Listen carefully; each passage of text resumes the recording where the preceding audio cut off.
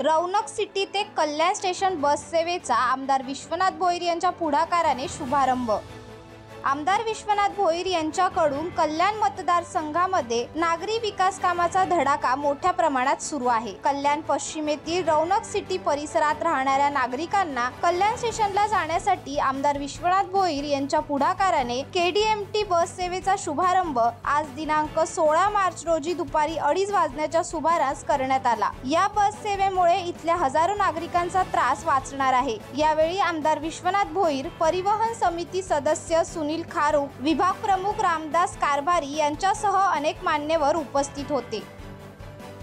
कल्याण पश्चिम विधानसभा क्षेत्रामध्ये मागील 4 ते 5 दिवसापासून जवळजवळ 19 करोडच्या विविध नागरिकांचं भूमिपूजन झालेलं आहे। आज सुद्धा त्याचाच एक भाग म्हणून अनेक ठिकाणी भूमिपूजन पार पडलेले आहे। रौनक सिटी भागामध्ये ते पूर्ण परिसर जो सध्या फार मोठ्या प्रमाणात डेव्हलप होत आहे, त्यांची मागणी होती की आमच्या भागामध्ये परिवहनची बस सेवा सुरू करण्यात यावी। त्या दृष्टीने आमचे सदस्य सुनील खारूक, परिवहन सदस्य जयवंत भोईर, प्रभुनाथ भोईर, सुनील वायले सर्वांच्या प्रयत्नाने ही बस सेवा आजपासून सुरू झाली आणि त्याचा सुद्धा शुभारंभ करण्यात आलेला आहे। Bureau report, Maharashtra crime spot news, कल्याण।